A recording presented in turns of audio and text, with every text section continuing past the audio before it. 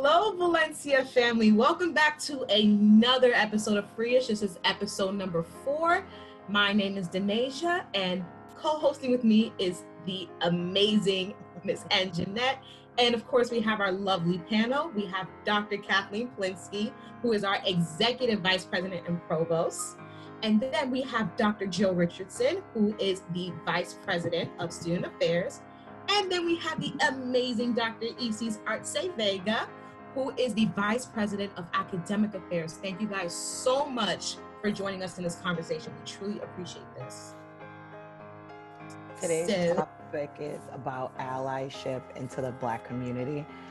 There is challenges that Black students face on college campuses across the country. Black students can experience a variety of difficult situations, contributing to much greater psychological distress than their white counterparts, being victims of microaggressions and racism. Dr. Plinske, we'd like to ask you today, what is Valencia implementing to promote inclusion and ensure the success of its Black students? Thanks, Anjanette, and thanks, Donasia. First of all, just thank you for your leadership in organizing this series and for creating the space for these conversations that are so important. I started working at Valencia about 10 years ago, and I was drawn to work here because of Valencia's core beliefs, which are known as our big ideas. And one of Valencia's key big ideas that shapes our work and shapes our culture is that anyone can learn anything under the right conditions. And that big idea to me is truly inspirational and fundamentally anti-racist. And it means that if we see differences in success across students from different groups or different backgrounds, then the college hasn't yet been successful in creating the conditions necessary to support all of our students. Right now, we do see a difference in the graduation rate for students of different races and ethnicities. And it has given us pause to ask, what is the college not doing well enough to support the success of all students? And in particular, what is the college not doing well enough to support the success of our Black students? And I'm so pleased to be joined by Dr. Richardson and Dr. Artze-Vega as we share more about the ways in which we're asking students about their experiences and understanding the conditions that we have created at the college that have not served all students equally well. I think it's important to note that just last week, we had our first conversation with the college's Board of Trustees about Valencia's next strategic impact plan, which will outline the most important work for the college in the years to come. And we have been explicit about including goals and measures that address and advance racial equity.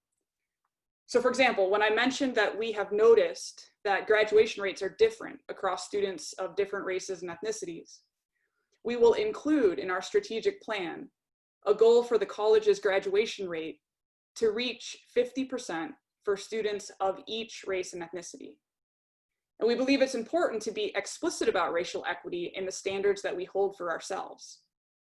For example, if we achieve the 50% graduation rate overall, but one group of students had a graduation rate of 80% and another group had a graduation rate of 20%, I certainly would not be satisfied and would not consider that a success.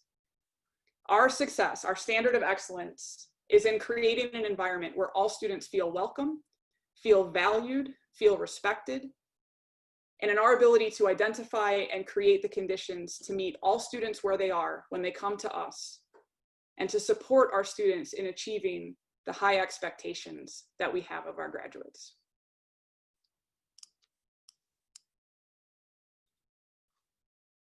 Thank you so much, Dr. Plinske. But I would like to touch on, we have talked about this before and in many different planning days and stuff.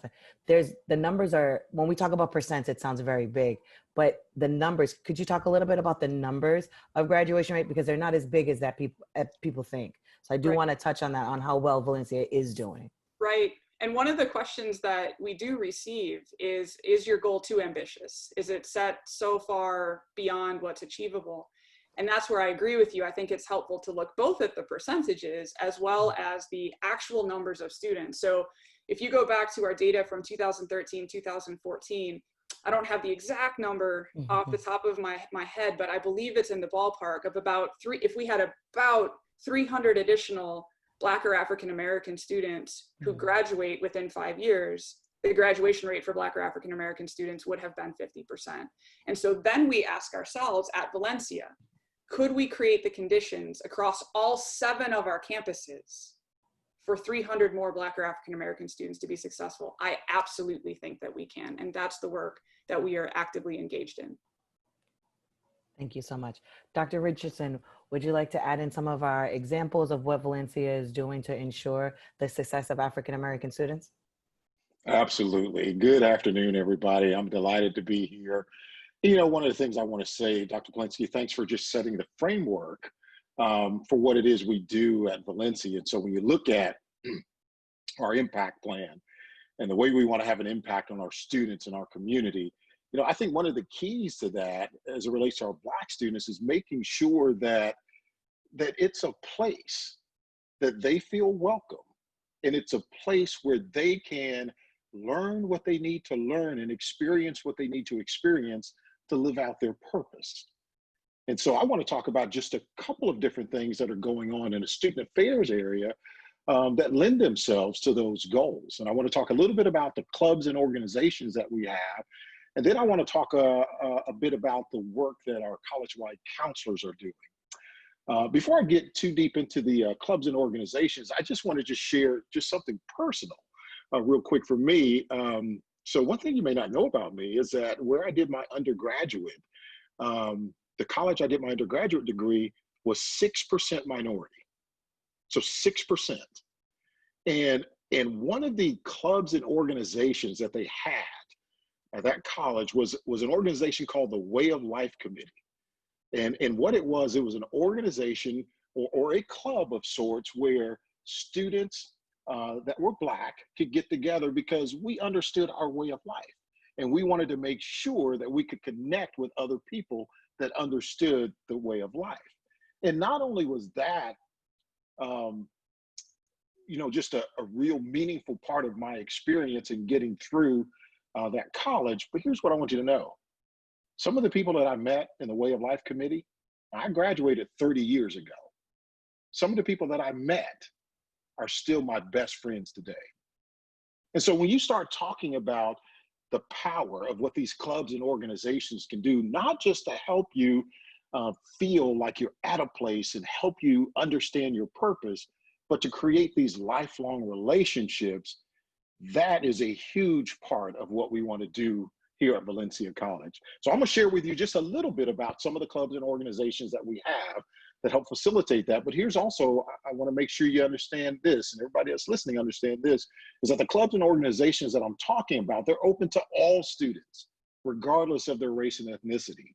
And you don't have to have taken classes at a specific campus in order to participate in that campus's clubs or organizations. And here's just a couple of examples of some of those clubs and organizations. And again, the purpose of them is to help our Black students develop themselves, connect with other students, learn more about the Black experience, and then find ways that they can actively join forces together to combat racism and to grow on that journey to being that anti-racist. So on the East and Winter Park campuses, we have the African American Cultural Society. And this organization helps to provide insight into the heritage of African American people. And of course, it helps to promote academic success and also mental health awareness. That's also a part of what the African American Cultural Society, a part of what their standing mission is. On the West Campus, we have the Black Student Union. And again, what they do there is they help identify and act as this educational, cultural center for African American students. Because I'll tell you, even myself, you know, I still consider myself on that journey of learning about not just the history of African Americans, but the history of our country too.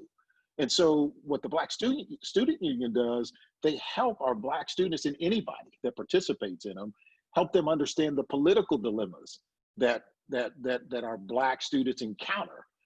It helps promote this positive image of the Black culture. It helps establish open lines of communications, not just between students, but also the administration, the faculty, staff, alumni. It just creates this diverse learning environment for our students. So we're very thankful for the work of the Black Student Union. Vibe Creole, that's on the West Campus. That acts as a unifying body for our Haitian culture.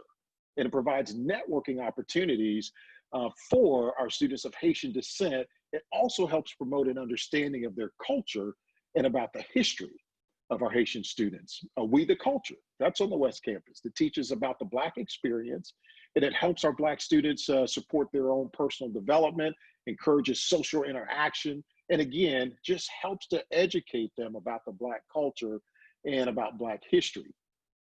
Now, here's one that I actually want to see in action. I really like this one. So it's called Fearless Leaders Standout Step. And what this club does is it helps develop the creativity of our students through step and dance skills. If you've ever seen a step dance, you know it's absolutely something that's entertaining to see, but it does more than just entertain from a dance standpoint, but they help promote character and dedication and discipline and ethics and leadership, respect, school involvement, teamwork. All of those things are part of the mission of the Fearless Leaders Standout Step organization. National Society of Black Engineers, again, they help to create this culture of responsible Black engineers who excel not just academically, but also in their community environment. And then the Brother to Brother Mentoring Program helps students to discover their own identity, and then it helps give them the tools and resources that they need to overcome some of life's obstacles, as well as achieve academic success with the help of a mentor. And again, there are other organizations that are not specifically aligned under student affairs, but I think it's helpful to know about organizations like the Black Advisory Committee, the Valencia African Heritage Committee, and also the Peace and Justice Institute. So again, all of these organizations are designed to help our students develop themselves, connect with others, and learn more about the Black experience. And then I mentioned I would share a little bit about what our college-wide counselors do as it relates to combating racism and helping our students create the culture and environment where they can understand how to be that anti-racist and understand how to navigate a lot of the social unrest and injustice that's going on in our country. I'll just share real quickly, and this was really in light of what happened with the George Floyd murder, is that our counselors were very responsive to the needs of our students. And they had planned a summer wellness series that consisted of a series of courageous conversations. But after that event happened, I'm very proud of them because they saw the need to actually pivot from what they were originally planning on doing with that. And they actually created a series that was more in line with what they believed our students would need at that time. And this is just an example of some of the titles of some of the sessions that they pivoted to. One was called Reflecting on Emotional Well-Being in the Midst of Social Injustice. One was entitled Illuminating and Reflecting on Your Place in Privilege. One was entitled What the F Am I Feeling? The other one was entitled Lifting Black Voices, talking about grief and racial trauma. One was entitled This Hurts, Racism, the Pandemic, and Our Emotions. And then the final Summer Wellness Series, which I believe is tomorrow. And that one is entitled Reading Between the Lines, News, Biases, and Social Media. And then I just want to kind of close out my initial comments here by saying that yesterday, our college-wide counselors participated in a workshop with the Baycare organization on implicit biases. And I'm very proud of them for doing that because they kind of wanted to make sure that they were willing to do the internal work. And we all have internal work to do as it relates to understanding racism and the systemic nature of it, the impact that it's had on Black people, not just in higher education, but just across our entire country. And I'm proud of them for taking the time to do the internal work, to attend that implicit bias training, to be able to understand where these biases come into play in their lives so that they can recognize that and overcome that and work on that themselves, and then use what they learn to be able to help our students and our staff and our faculty and anybody else that they interact with to be able to overcome those as well. So those are just a couple of examples of some of the things that I'm very excited about the directors of student development that they're doing with our students, with clubs and organizations, and again, our college-wide counselors and their summer wellness series. Thank you so much, Dr. Richardson. It's kind of enlightening to hear that there are resources and places where we know we can feel welcome. We just have to make the first step. So I want to ask a question to Dr. Isis. What are some racial equality in academics? Like, what are examples of racial equality in academics? Thanks, Donasia. And first I want to say thank you to Donasia, who's the one who let me know about this opportunity. And I am very excited to be here. I joined Valencia about 1.5 years ago now, which seems amazing.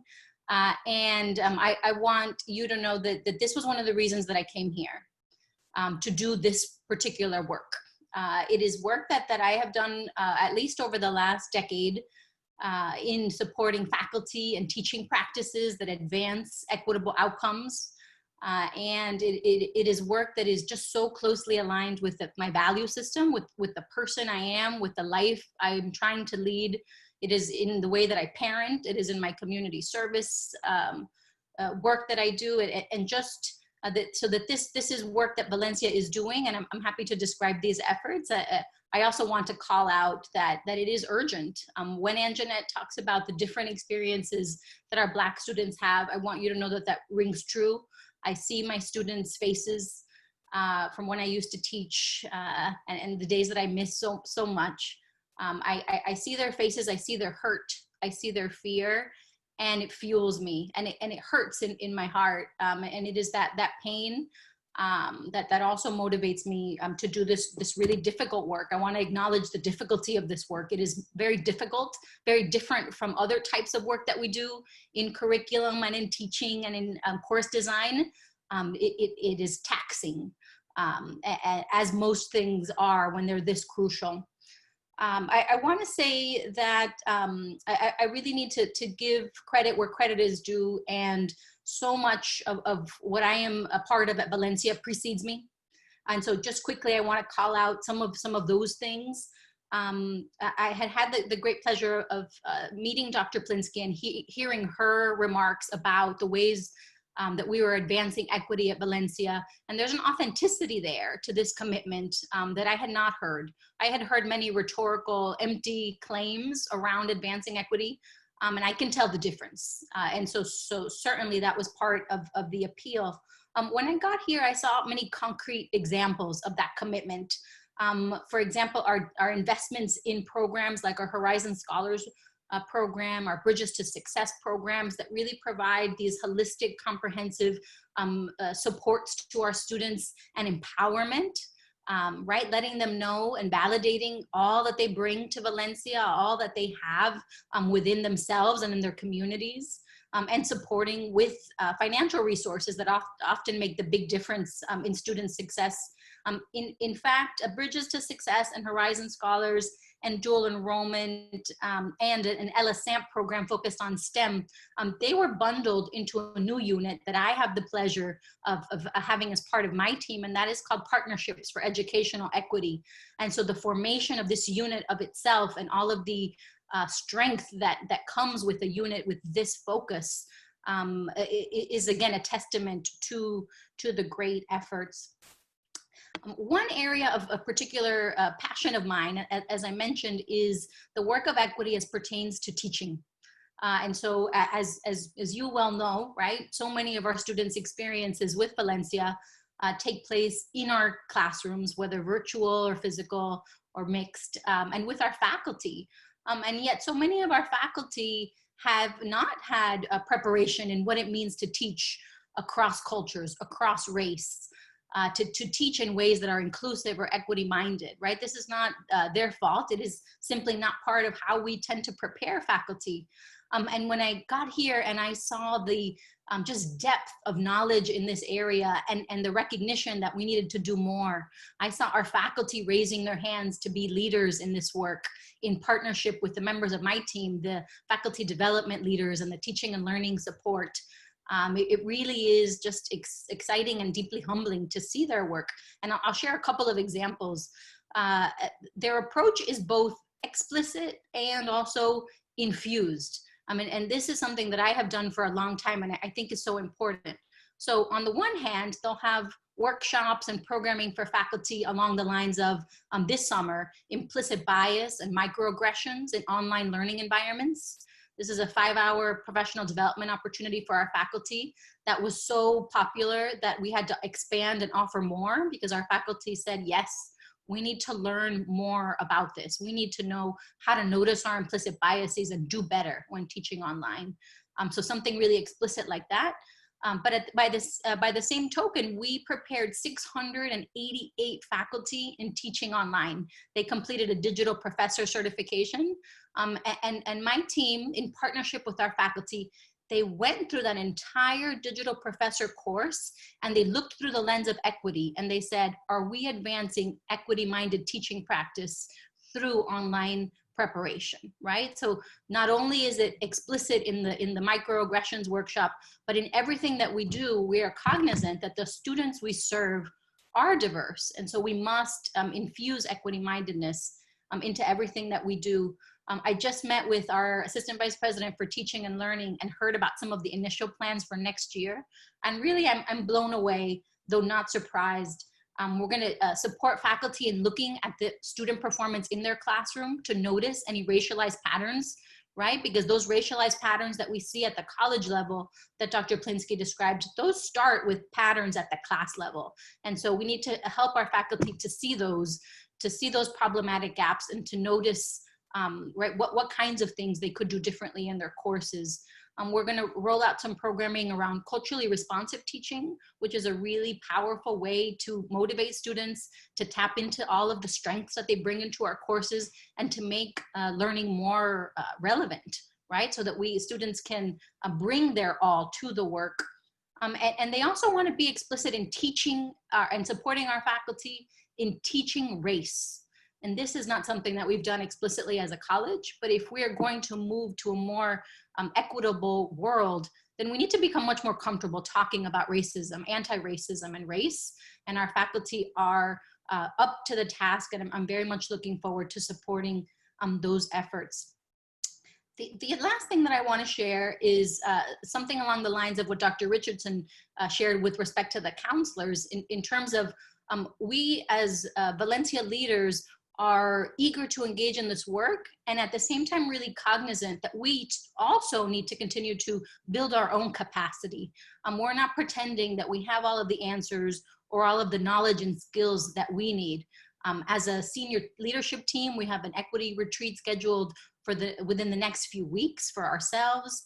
We have an inclusive excellence a speaker series that had some reading and conversation discussions. I have my show and tell here. So for example, I signed up to lead a couple of reading groups. I did one already around Debbie Irving's Waking Up White, a really powerful account of her coming to terms with white supremacy and all the benefits that it brought to her life.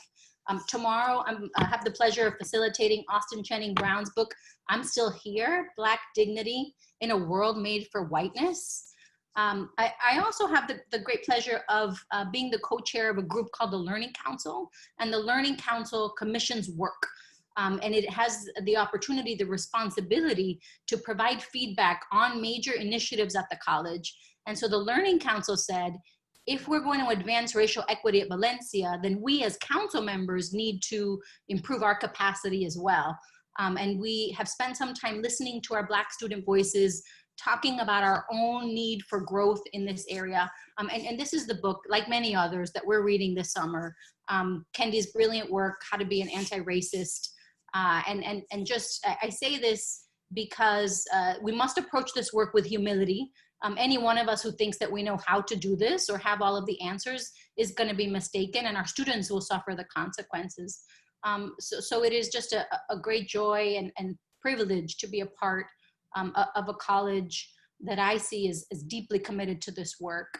And I am just, again, really honored to be able to partner with you, our students and our student leaders in this work as well. Thank you so much, Dr. Artze-Vega. You brought up a lot of great points, as well as with Dr. Richardson. I do want to point out that there are so many opportunities for faculty, staff, and students. We've had, on Poinciana campus, we had conversations with colorism with Dr. Vasquez and one of our advisors, Julix Cardona. I was a part of that series. It was wonderful. Unfortunately, the pandemic kind of sidewayed us as it was a series, but we do plan on bringing that back virtually in the fall. PJI as many opportunities for, I'm actually a seed cohort for the fall on faculty side. And I've also done PJI on the student aspect. So I got to see it from both experiences. But you brought up a wonderful point of that nobody has a roadmap.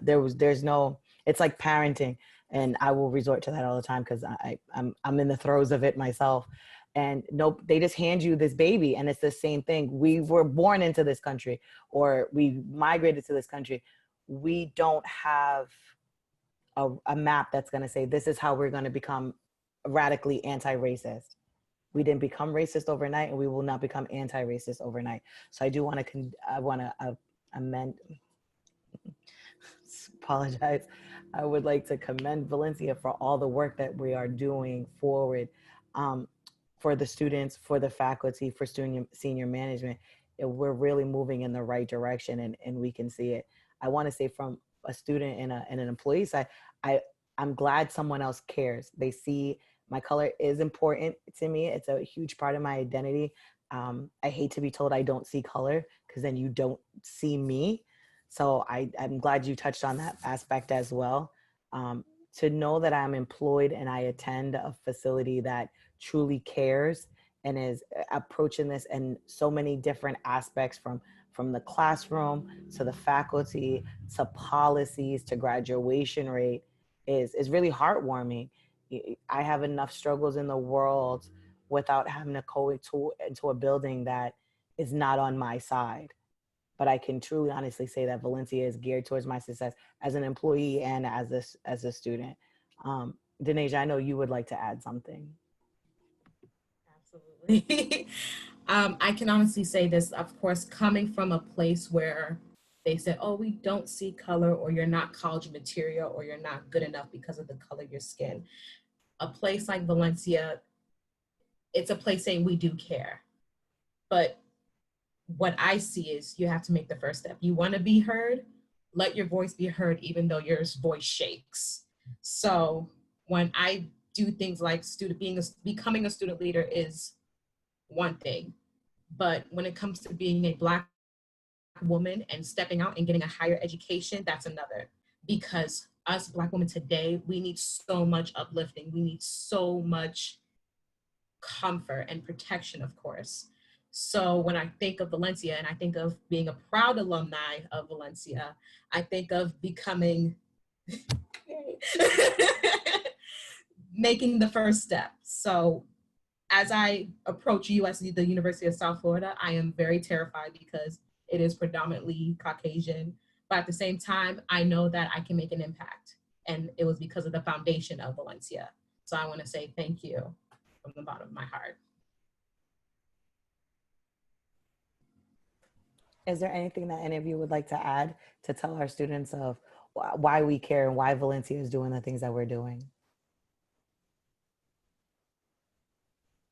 I'd like to just add just a quick story. And this is, you know, I've been here for a little over a year now.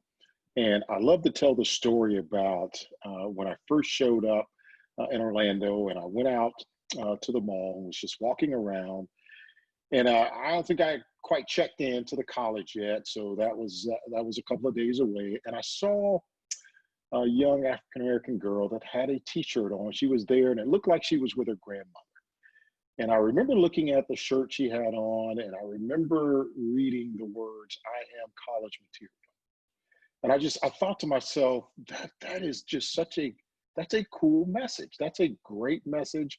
I just love that message. This young Black girl in the mall just proclaiming to the world, anybody who sees her shirt, that I am college material.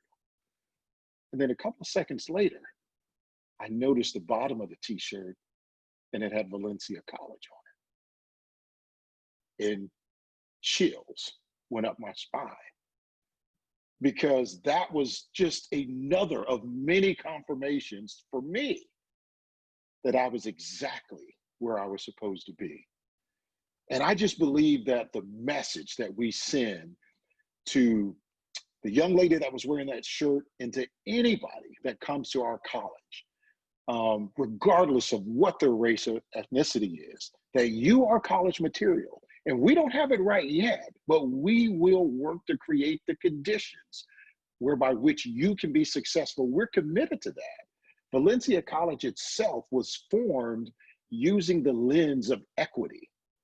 That's in the birth of the college. That's part of our DNA. And just like America, we know we haven't fully lived up to the potential of what we can do as it relates to Blacks and African Americans.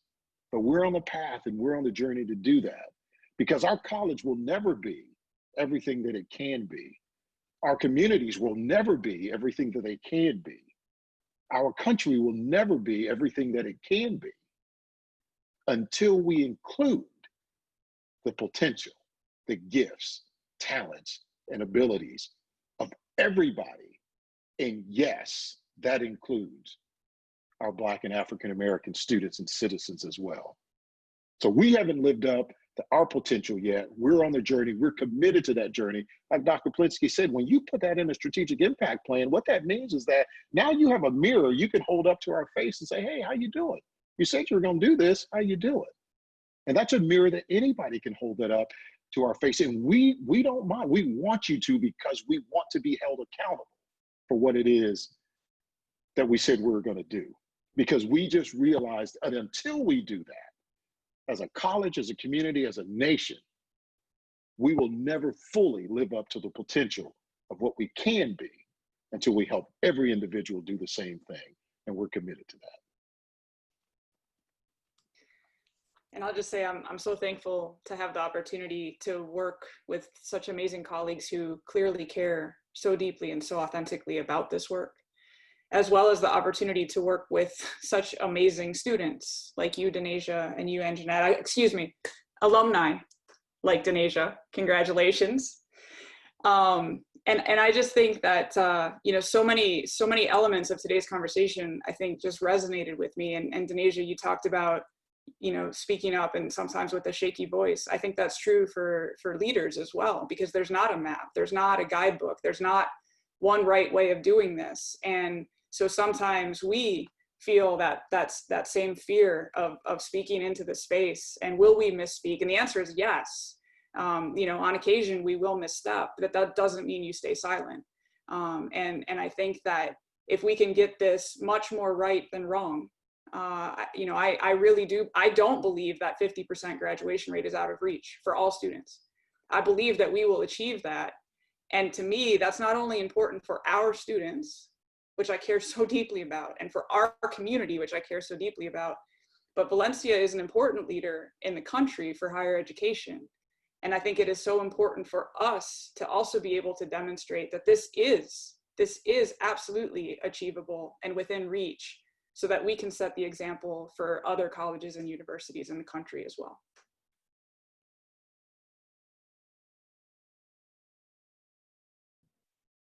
Well, I thought I was gonna cry, I'm not. Okay.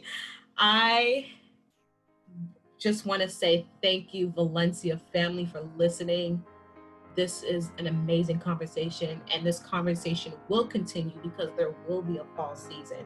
So this is the end of the summer season. This is the last episode, but there will be a fall season and there will be much more conversations. I want to thank you for listening. Thank you for being the impact that we need today. And of course, love, hope is all we got. And that's because of Valencia College. So thank you. Thank you so much. Share this. I would say like, comment, subscribe. But thank you so much. Have an amazing rest of the day and keep talking about this. This conversation is needed. Keep talking, keep conversing until someone says, this is where we start. Thank you so much. Thank you guys so much.